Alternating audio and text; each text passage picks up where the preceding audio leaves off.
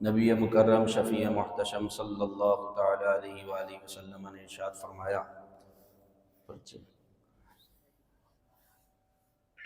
من صلی علی صلاۃ واحدۃ صلی اللہ علیہ عشرہ، جس نے مجھ پر ایک مرتبہ درود پاک پڑھا اللہ تعالیٰ اس پر 10 رحمتیں نازل فرماتا ہے۔ صلو علی الحبیب صلی اللہ تعالی علی محمد صلی اللہ علیہ وسلم۔ ماہ شعبان کا پیارا پیارا مہینہ، شعبان المعظم کا مہینہ الحمدللہ ہمارے درمیان آن پہنچا۔ نبی پاک صلی اللہ علیہ وسلم نے فرمایا کہ شعبان میرا مہینہ ہے، تو یہ آقا کا مہینہ کہلاتا ہے،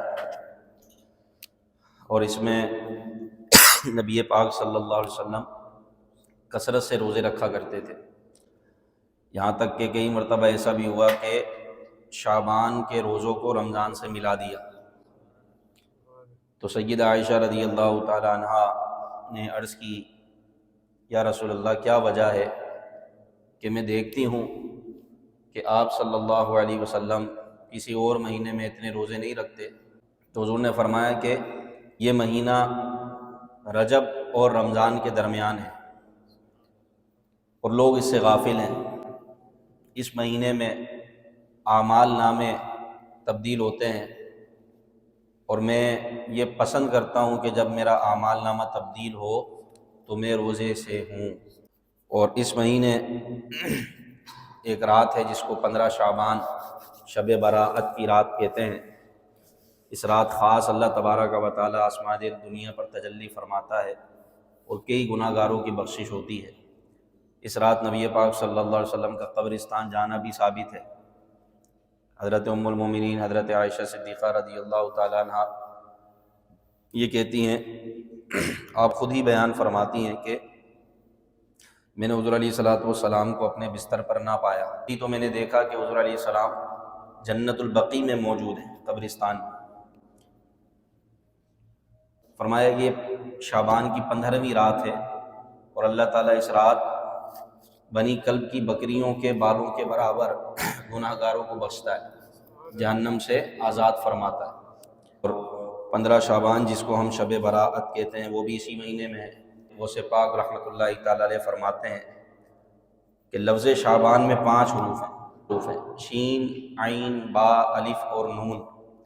حضور سیدی غوث اعظم رحمۃ اللہ علیہ فرماتے ہیں کہ شین سے مراد ہے شرف یعنی بزرگی، عین سے مراد ہے علو یعنی بلندی، اور با سے مراد ہے بر یعنی بھلائی، احسان اور بھلائی، اور الف سے مراد ہے الفت، اور نون سے مراد ہے نور۔ یہ 5 چیزیں اللہ تعالیٰ اپنے بندوں کو اس مہینے میں عطا فرماتا ہے۔ مزید حضور سیدی غوث پاک فرماتے ہیں کہ یہ مہینہ حضور سید عالم صلی اللہ علیہ وسلم پر درود پاک پڑھنے کا مہینہ ہے۔ تو اس مہینے میں درود پاک پڑھا جائے۔ ہمارے یہاں الحمدللہ پورا سال ہی عشاء کے بعد درود پاک پڑھا جاتا ہے، مختصر سی محفل سجتی ہے، تو کم از کم اتنا کر لیں کہ اس میں شرکت فرمائیں، درود پاک کچھ نہ کچھ پڑھیں، ورنہ ایک مخصوص وقت میں بیٹھ کر درود پاک پڑھیں، اور کم سے کم 313 مرتبہ درود پاک آپ پڑھیں۔ جو درود پاک پڑھنا چاہیں، درود ابراہیمی پڑھنا چاہیں وہ پڑھیں، مختلف درود پاک کے صیغے ہیں وہ پڑھ سکتے ہیں۔ تو اس مہینے میں کچھ نہ کچھ درود پاک لازمی پڑھیں کہ یہ کس کا مہینہ ہے؟ آقا کا مہینہ۔ پھر دوسری فضیلت اس کی یہ بھی ہے کہ شعبان کی 2 تاریخ، 2 شعبان المعظم، ہمارے امام اعظم ابو حنیفہ رحمۃ اللہ تعالی علیہ کا یوم وصال ہے، یوم عرس ہے۔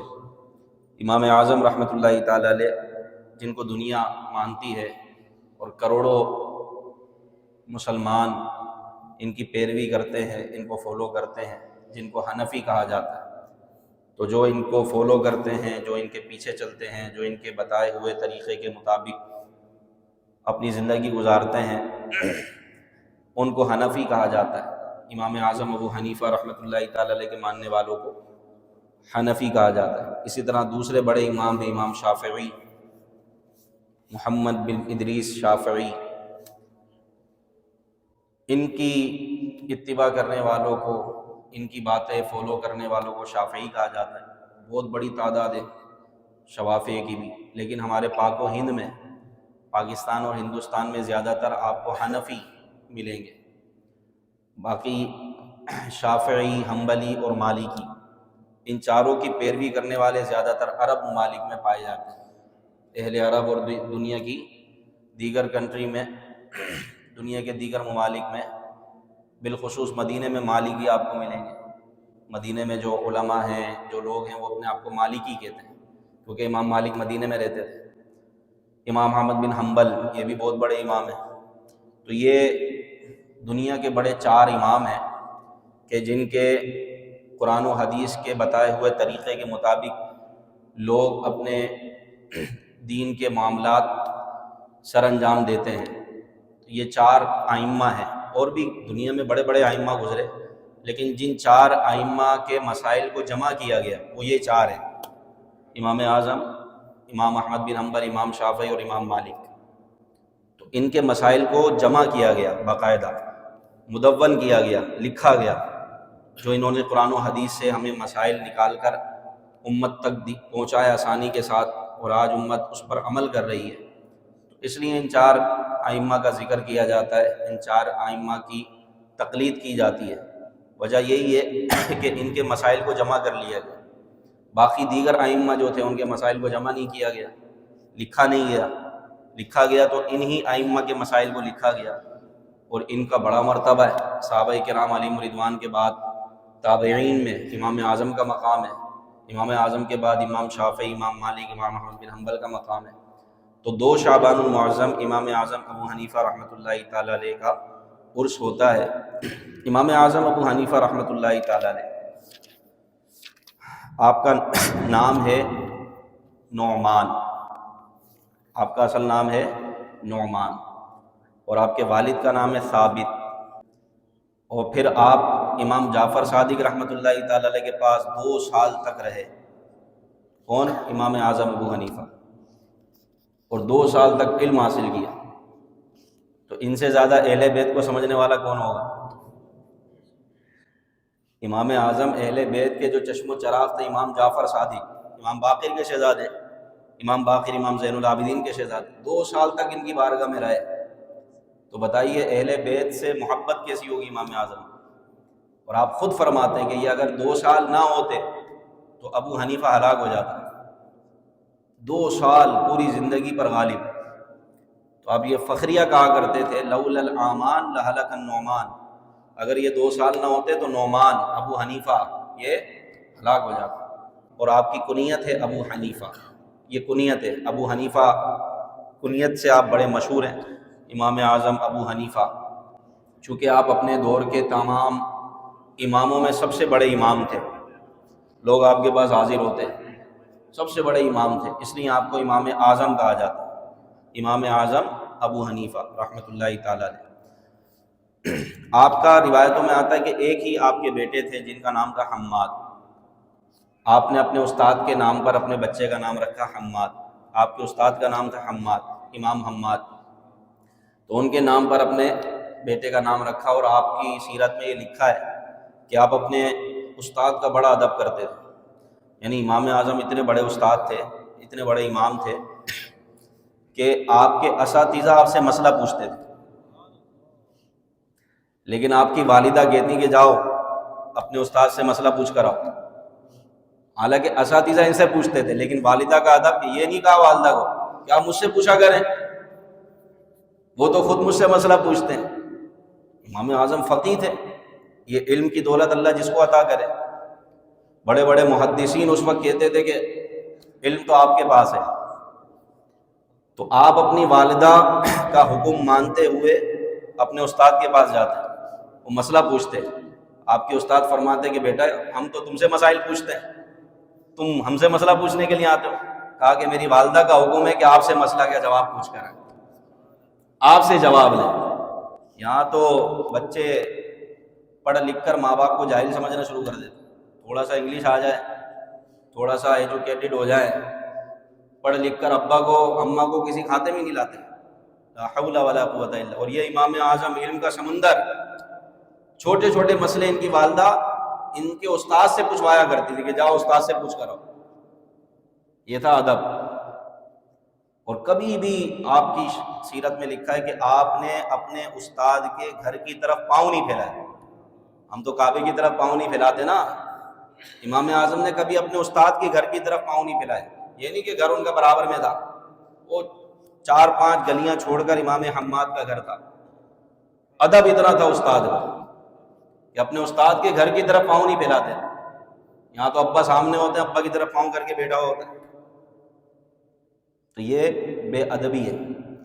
ادب انسان کو انسان بناتا ہے، ادب ہی انسان کو انسان بناتا ہے. تو اللہ ہمیں ادب نصیب فرمائے.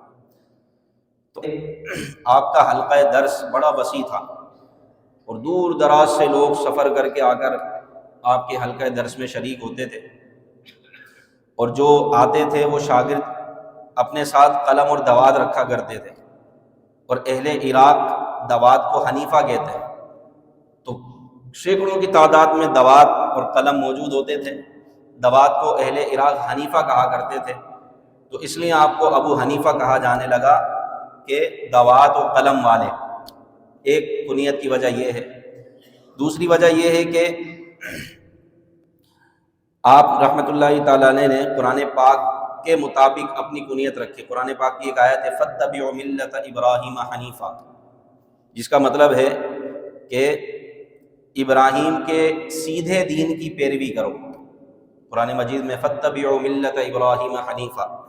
حنیف کہتے ہیں کہ جو سیدھا راستہ ہو، جو باطل کو ختم کر کے حق کی طرف لے جانے والا راستہ، اس کو کہتے ہیں حنیف. تو اس لیے آپ نے اپنی یہ کنیت خود رکھی ابو حنیفہ، کہ سیدھے راستے کو اختیار کرنے والا. تو باطل ادیان کو چھوڑ کر دین حق اختیار کرنے والا، یہ حنیفہ کا مطلب ہوتا ہے. اس لیے دنیا نے آپ کو ابو حنیفہ کہا کہ سیدھا راستہ اختیار کرنے والا. آپ رحمۃ اللہ تعالی علیہ کے بارے میں مختلف احادیث محدثین نے ذکر فرمائی. کچھ ایسی حدیثیں کہ جن پر کلام ہے، جن کی صحت پر کلام ہے، لیکن محدثین نے اس کو ذکر فرمایا. جیسے کہ علامہ موفق بن احمد مکی رحمۃ اللہ تعالی علیہ یہ ذکر کرتے ہیں کہ حضرت ابو ہریرہ رضی اللہ تعالیٰ عنہ سے مروی ہے کہ رسول اللہ صلی اللہ علیہ وسلم نے فرمایا میری امت میں ایک مرد پیدا ہوگا جس کا نام ابو حنیفہ ہوگا، وہ قیامت میں میری امت کا چراغ ہوگا. ایک اور روایت ذکر فرمائی حضرت انس رضی اللہ تعالیٰ عنہ اس کے راوی ہیں کہ حضور نے فرمایا میری امت میں ایسا شخص پیدا ہوگا جسے نعمان کہا جائے گا اور اس کی کنیت ابو حنیفہ ہوگی. وہ اللہ تعالیٰ کے دین اور میری سنت کو زندہ کرے گا. یہ جو روایتیں ان میں کچھ کلام ہے، کچھ ضعیف ہے، اور بعض نے کہا کہ یہ روایت صحیح نہیں. لیکن امام جلال الدین سیوطی شافعی رحمۃ اللہ تعالیٰ نے ایک حدیث پاک ذکر فرمائی جس پر تمام محدثین کا اتفاق ہے کہ یہ صحیح حدیث ہے. ایک حدیث امام مالک کے بارے میں. اب امام مالک تو بہت بات کے ہیں، یعنی امام اعظم کے زمانے کے ہیں، لیکن نبی پاک صلی اللہ علیہ وسلم نے ان کی پیشن گوئی دی اور فرمایا ایک زمانہ آئے گا کہ لوگ اونٹوں پر سوار ہو کر علم کی تلاش میں نکلیں گے. یہ غیبی خبر سرکار علیہ السلام نے ارشاد فرمائی، مگر مدینہ منورہ کے ایک عالم سے بڑھ کر کسی کو نہ پائیں گے. تو وہ مدینے کے سب سے بڑے عالم امام مالک رحمۃ اللہ تعالیٰ. امام شافعی کے بارے میں حضور نے پیشن گوئی فرمائی. محدثین نے فرمایا کہ یہ بشارت امام شافعی کے حق میں، تمام محدثین کا اس پر اتفاق ہے. کیا بشارت؟ کہ فرمایا قریش کو برا نہ کہو، کیونکہ ان میں ایک عالم ہوگا جو زمین کو علم سے بھر دے گا، اور وہ امام شافعی تھے. یہ قرشی ہیں، قریش سے تعلق ہے ان کا.